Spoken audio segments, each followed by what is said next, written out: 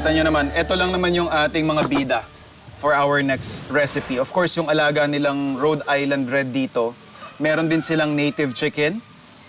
And na-timingan natin, season ng sigarilyas o palang sa amin sa Ilocano. Gagawa lang tayo ng usual combination sa ibang region sa Pilipinas, wherein yung kanilang sinigang may halong winged beans o sigarilyas.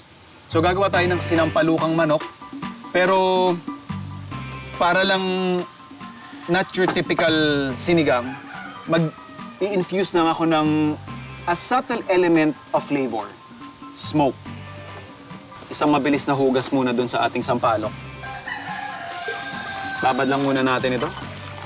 Naisip ko lang kasi nung dinala sa atin yung bagong katay nilang manok, medyo may mga balabalahibo pa. Hindi ko naman originaling intention na sunugin or isinge yung balat ng manok. But since ayoko mag-isa-isa, so naisip ko lang na tumuhog ng dalawang problema sa isang solusyon.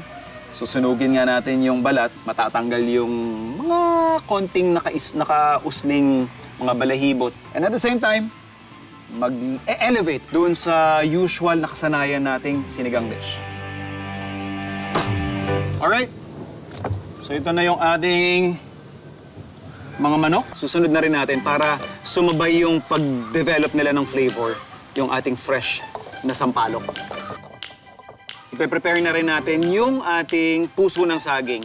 So yung manok natin, yung salamagi o yung ating sampalok, and then yung puso ng saging, magkakasabayan kasi sila yung medyo matatagal maluto. Itong mga to, imbis na i-dispose natin, what you can do, of course, linisan nyo muna and then air dry or isan dry ninyo para kunyari may mga humba kayo dyan, pangkare-kare din, pwede nyong ihabol to para hindi nasasayang. Okay na yung mga main characters natin. Siyempre, kailangan niya ng supporting cast. Hindi pwede mawala yung ating aromatics. So we'll start off with our tomatoes. And of course, yung ating ginger. And finally, yung ating onions.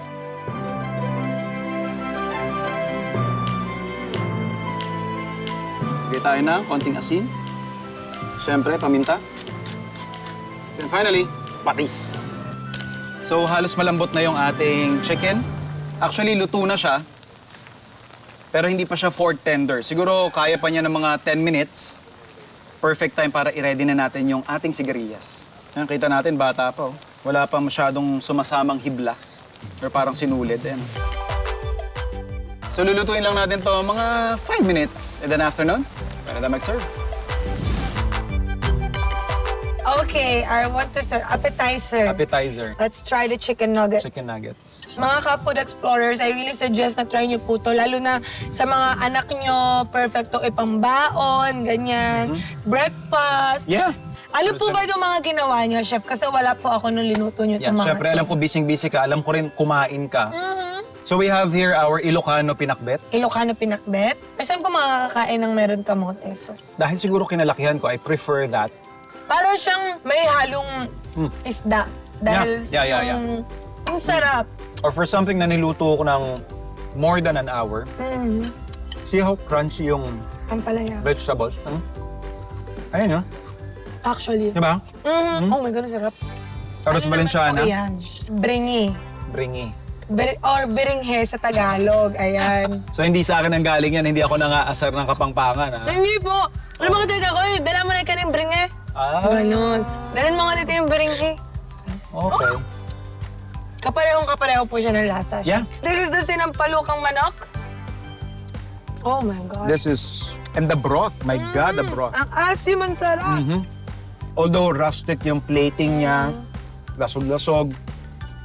But these are the things that, at least in my time, remind me of the simple times. Correct. This generation, talagang kailangan very picture perfect yung mga pagkain natin. Pero guys, in reality, yung mga ganitong pagkain, ito talaga ang tunay na pagkain Pilipino for me, ha? I've always said this, food is that bridge, it's that medium that connects you to your past and to your future. Yeah? Totoo po yan.